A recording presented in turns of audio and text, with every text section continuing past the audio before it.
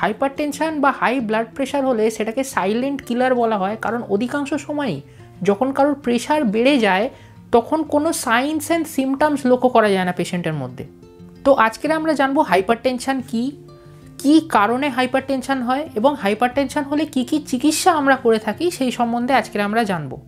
নমস্কার, আমার নাম ডক্টর অঞ্জন নস্কর, আর আজকের আমরা জানবো হাইপারটেনশন সম্বন্ধে। তো প্রথমেই আমরা জানবো যে হাইপারটেনশন বা হাই ব্লাড প্রেশার কী। আমরা জানি আমাদের শরীরে রক্ত চলাচল করে আমাদের রক্তনলীর মধ্যে দিয়ে। এবারে যখন রক্ত চলাচল করে রক্তনলীর মধ্যে দিয়ে তখন আমাদের আর্টারির ভ্যালভসের উপর একটা প্রেশার তৈরি হয়, আর এই প্রেশার যেটা তৈরি হয় আমাদের ভ্যালভসের উপর সেটাকেই আমরা ব্লাড প্রেশার বলি। এবার আমরা জানবো ব্লাড প্রেশার ক রকমের হয়।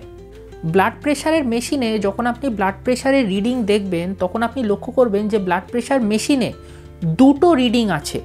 এবারে এই দুটো রিডিংয়ের মধ্যে ওপরে যে রিডিংটা থাকে সেটাকে আমরা সিস্টোলিক ব্লাড প্রেশার বলি, আর যে রিডিংটা নিচে থাকে সেটাকে ডায়াস্টোলিক ব্লাড প্রেশার বলা হয়। এবারে আমাদের নর্মাল ব্লাড প্রেশার কতটা হওয়া উচিত সেই বিষয়ে যদি আমরা কথা বলি তাহলে সিস্টোলিক ব্লাড প্রেশার 120-র কম এবং ডায়াস্টোলিক ব্লাড প্রেশার যদি 80-র কম থাকে তাহলে সেটাকে আমরা নর্মাল ব্লাড প্রেশার বলি।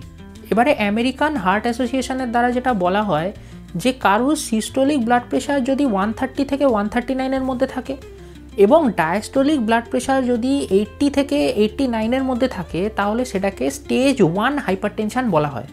আর কারোর যদি ব্লাড প্রেশার 140/90-র উপরে হয় তাহলে সেটাকে আমরা স্টেজ 2 হাইপারটেনশন বলে থাকি। আর কিছু কিছু ক্ষেত্রে হাইপারটেনশন যখন খুব সিভিয়ার হয়ে যায়, মানে হাইপারটেনশন এতটাই সিভিয়ার হয়ে যায় যে সিস্টোলিক ব্লাড প্রেশার 180-র উপরে এবং ডায়াস্টোলিক ব্লাড প্রেশার 120-র উপরে যখন চলে যায় সেটাকে হাইপারটেনসিভ ক্রাইসিস বলা হয়। এবার আমরা যদি হাইপারটেনশন হওয়ার কারণ সম্বন্ধে কথা বলি তাহলে কারোর লাইফে যদি প্রচুর স্ট্রেস থাকে, কারোর যদি ওবেসিটি থাকে, কেউ যদি ধূমপান করেন তাহলে তার হাই ব্লাড প্রেশার হওয়ার সম্ভাবনা অনেকটাই বেড়ে যায়। এছাড়াও কেউ যদি ডেলি ডায়েটে প্রচুর পরিমাণ নুন খান, বা কেউ যদি সেডেন্টারি লাইফস্টাইল ফলো করেন, বা কারোর কোনো কিডনিতে যদি কোনো সমস্যা থেকে থাকে তাহলেও সেই ক্ষেত্রে ব্লাড প্রেশার হাই হতে পারে। তবে এটা ম্যান্ডেটারি না যে এই কারণেই কারোর হাই ব্লাড প্রেশার হবে, কারণ কিছু কিছু ক্ষেত্রে কারোর ফ্যামিলিতে হাইপারটেনশনের সমস্যা থেকে থাকে। তো সেই ক্ষেত্রে কারোর বাবার যদি হাই ব্লাড প্রেশারের সমস্যা থাকে তাহলে এটা দেখা যাবে যে তারও পরবর্তীকালে হাই ব্লাড প্রেশারের সমস্যা দেখা দিতে পারে। এবারে কারোর হাই ব্লাড প্রেশার হলে কি কি সাইনস অ্যান্ড সিমটমস আমরা লক্ষ্য করব। অধিকাংশ সময় এটা দেখা যায় যে কারোর হাই ব্লাড প্রেশার থাকা সত্ত্বেও পেশেন্ট কোনো সিমটমস অনুভব করেন না, আর সেই কারণেই হাই ব্লাড প্রেশার বা হাইপারটেনশনকে সাইলেন্ট কিলার বলা হয়। তবে মাঝে মাঝে কিছু সিমটমস দেখা দেয়, যেমন মাথা ঘোরা, মাথা ব্যথা, শ্বাসকষ্ট হওয়া, কিংবা বুকে ব্যথাও হতে পারে দীর্ঘদিন আনকন্ট্রোলড হাইপারটেনশন হওয়ার কারণে। আর সময় মতো যদি হাই ব্লাড প্রেশার কন্ট্রোল না করা হয় তাহলে হার্ট, ব্রেন এবং কিডনি ড্যামেজের সিমটমসও আমরা দেখতে পাবো।